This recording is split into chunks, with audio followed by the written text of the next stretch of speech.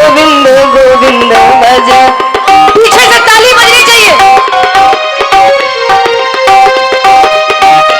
भज गोविंद गोविंद भज गोपाला, भज गोविंद गोविंद भज गोपाला। मेरा मुरली मनोहर नंद लाला, मेरा मुरली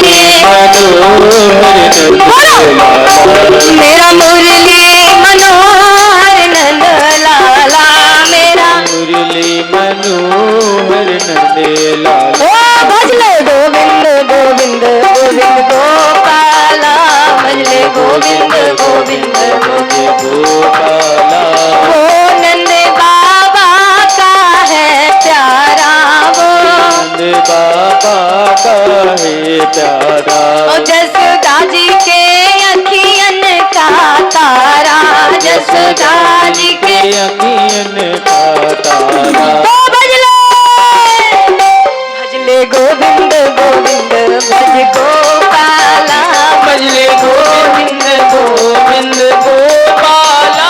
भजले गोविंद गोविंद गोपाला, भजले गोविंद गोविंद गोपाला। भजले गोविंद गोविंद भज गोपाला, भज गोविंद गोविंद गोपाला। गोपाला गोपाला।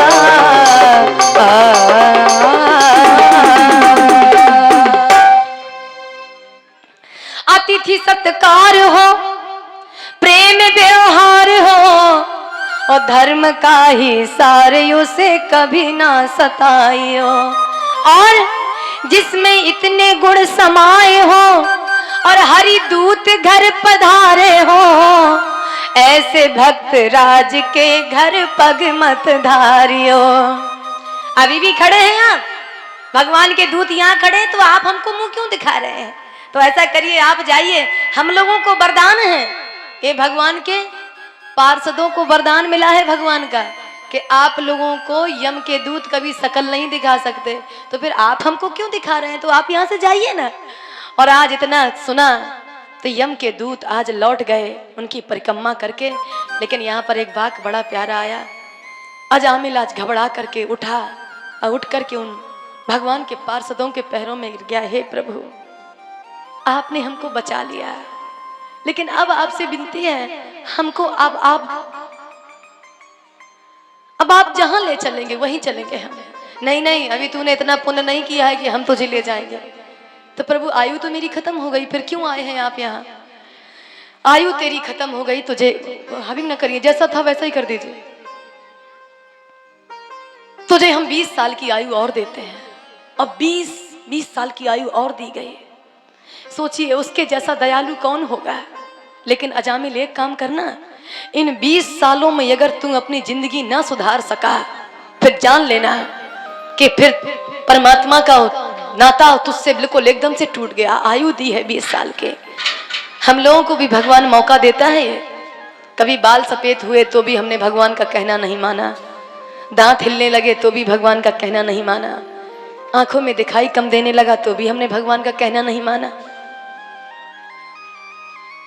अच्छा देखिएगा ना, इस शब्द को सुने हैं आप लोग, मुझे याद है जब तुलसी बाबा का अंत समय आया है तो उनके शरीर ने काम करना बंद कर दिया है।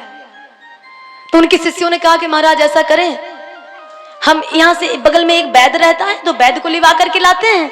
तो तुलसी बाबा ने कहा तो क्या होगा? बोले आपकी नब्ज देखेंगे तो सब कुछ ठीक हो जाएगा, आपको दवा मिलेगी, और दवा खा करके देखिएगा आपकी आंख की शक्ति, कान की शक्ति, आंखों की शक्ति, हाथों की शक्ति, जो आप कोई वस्तु उठाते हैं तो हाथ कपता है आपका, सब ठीक हो जाएगा। आहा, जानते हैं तुलसी बाबा ने क्या कहा? तुम्हारा वैद्य सब कुछ ठीक कर सकता है? हाँ। तो बोले तुम्हारा वैद्य थर्मामीटर लेकर मेरे हृदय की धमनियों में रखकर क्या ये नाप सकता है कि मेरे अंदर जो भगवान के नाम की शक्ति है वो घट गई है कि बढ़ गई है? तुम्हारा वैद्य ये कर सकता है क्या? और देखना जरा, उन शिष्यों ने कहा महाराज दुनिया में ऐसा कोई वैद्य बना ही नहीं। तो तुलसी बाबा ने कहा तो फिर तेरा वैद्य मेरे लिए 2 कौड़ी का है। तेरा वैद हाथ कान नाक सबकी शक्ति नाप सकता है, मेरे हृदय की शक्ति नहीं नाप सकता कि इसमें राम नाम चल रहा है कि बंद है। और कितना प्यारा उन्होंने दोहा लिखा है, श्रवण घटे पुनि द्रग घटे, कानों की शक्ति घटती है, घट जाए, मुझे कोई लेना देना नहीं है। ये संसार का नाम ही है घटनाक्रम, संसार ही का नाम है घटना घटना। श्रवण घटे चिंता नहीं, पुनि द्रग घटे तो भी चिंता नहीं, और घटे सकल बल दे,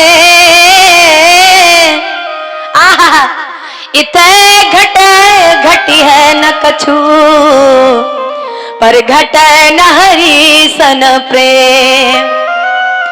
सब कुछ घट जाए, इस बात को सब लोग बांधो। दुनिया में ऐसी कोई चीज नहीं है जो घट ना रही हो, सब कुछ घट रहा है, रात और दिन रात और दिन। ये इसमें हमारी आयु रोज घट रही है। घर मकान जो हम बनवाए हैं ना, ये भी रोज रोज घट रहा है। आज ये मकान 4 साल का हो गया, 10 साल का, 20 साल का, ये सब घट रहा है। जब सब घट रहा है तो केवल एक ही चीज है, भगवान का नाम, इसे बढ़ाओ और इतना बढ़ाओ कि अंत समय उसके सामने हम मुंह दिखा सकें कि नहीं प्रभु हमारा कुछ तो बढ़ा है। और जानते हैं हमारा क्या बढ़ता है? किसी का ब्लड बढ़ रहा है तो किसी का बीपी तो किसी का शुगर।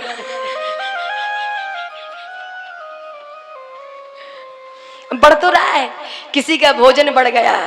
अच्छा भोजन बढ़ जाए तो बड़ा खुश होता है आदमी। अरे दीदी आज 5 रोटी खाई है। हाँ जानते दीदी 14 पॉइंट ब्लड है मेरे अंदर। भगवान का नाम बढ़े तो अच्छा लगता है, अब शुगर बढ़े और माने बीपी बढ़े तो क्या मतलब। बोलिए राधा कृष्ण भगवान की।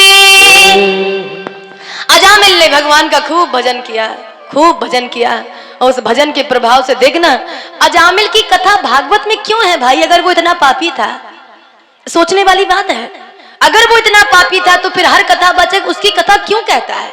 नहीं कहना चाहिए भाई, पापियों का नाम लेना बड़ा पाप है, तो उसका नाम क्यों लिया जा रहा है? जानते हैं उसने कितना भी पाप किया हो, लेकिन अंत समय जब उसको मौका दिया गया कि तुझे 20 साल का मौका दिया गया है, अब तू कम से कम जिंदगी सुधार ले। 20 साल उसने काम क्रोध लोभ मोह मान मत्सर जो भी भगवान के पास ले जाने वाले बाधक थे उनमें ऐसा कंट्रोल किया कि उसे भगवान के पास जाना ही पड़ा।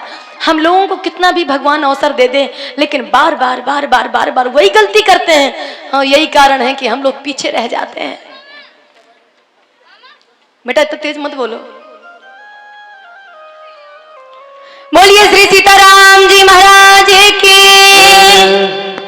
अब वाक कहता है इसमें, ये अष्टम स्कंद की कथा, वो 7वें स्कंद के गज और ग्राह के 7वें स्कंद। जानते हैं ये ग्राह और गज कौन है? गज माने हम और आप लोग, गज माने हम और आप लोग। ग्राह माने तो आप लोग जानते ही हैं, काल। गज माने, और सागर कहाँ है? सागर यहाँ जहां पर हम लोग बैठे हैं। गज ग्राह की कथा कोई वो नहीं कि वो एक हाथी था, वो एक ग्राह था माने मगरमच्छ था, ये कथा नहीं है, हमारी आपकी कथा है। चिंतन करिए ना। गज माने हम और आप लोग, और ग्राह माने काल। और युद्ध कहां पे हो रहा है गजग्राह का? बोले सरोवर में। तो ये क्या है? संसार सागर है। गज और ग्राह का यहाँ पे युद्ध हो रहा है। और जीत कौन जाता है? बोले जिसने भगवान का भजन किया वो जीत गया, और जिसने नहीं किया वो डूब गया। वो गीत था, वही डूब गए पत्थर नहीं जिसमें राम, अपने स्वामी को सेवक क्या समझाएगा। परीक्षित जी ने पूछा है कि महाराज ये बताइए कि आखिरकार ये जो ग्राह था ये कौन था? तो इसमें आता है ये एक हुहू नाम का, हुहू, इसका नाम ही था हुहू। हुहू नाम का एक गंधर्व था। गंधर्व माने गाने वाला। एक दिन ये अपनी पत्नियों के सहित स्नान कर रहा था सरोवर में, और एक चंद्रमा नाम के महात्मा, चंद्रमा नाम के, उसमें तपस्या कर रहे थे। ओम नमो भगवते वासुदेवाय, ओम नमो भगवते वासुदेवाय। अब ये क्या करे? इसने देखा कि कोई महात्मा जल में स्नान कर रहे हैं, तो इसने क्या किया, पानी में नीचे नीचे नीचे नीचे तैरता तैरता आया और चंद्रमा नाम के महात्मा का पैर पकड़ा और खींच ले गया काफी दूर तक। अब वो चिल्ला रहे हैं, छोड़, तू कर क्या रहा है, छोड़ छोड़। अब वो उठे, छोड़ दिया उसने, उठे वो फिर जाकर दूर बैठ गए और थोड़ी देर के बाद ये फिर आया पानी के नीचे नीचे, होती है किसी को बीमारी, और नीचे नीचे आया, उसने फिर पैर खींचा और पैर खींचा, वो बेचारे फिर उठे, उठ करके फिर वहीं पहुंच गए। जानते हैं संतों का हृदय ही ऐसा होता है, संतों का हृदय ही ऐसा होता है। अब लेकिन महात्मा जी कहते हैं अब तू तीसरी बार पकड़, तब तुझको मैं छठी का दूध याद दिलाता हूँ। अब वो फिर आया बेईमान, फिर आया, अब उसने फिर से वही काम किया। तीसरी बार जब पकड़ के ले गया तो महात्मा चंद्रमा जी ने श्राप दे दिया, अरे नीच, अरे पापी, शर्म नहीं आती, एक बड़े बाप का बेटा होके तू मदांध हो रहा है, गंधर्व होकर। एक गंधर्व विद्या वो माता सरस्वती की विशेष कृपा होती है, और तू है तो बेईमानी कर रहा है। श्राप देता हूं तुझे कि जैसे तू पानी में आज खिलवाड़ कर रहा है ना मगरमच्छ के जैसा, जा तू मगरमच्छ ही बन जा, बन जा तू मगरमच्छ। हम और आप लोग जो यहाँ पर पड़े हैं ना, अब हम दूसरों की बात तो नहीं बता सकते, ये निश्चित है कि हम लोग कोई उस जन्म में विशेष तो थे ही, वो विशेष थे, लात मार के गिराए गए हैं नीचे, चल तू चल मैं आता हूं, लात मार के गिराए गए हैं।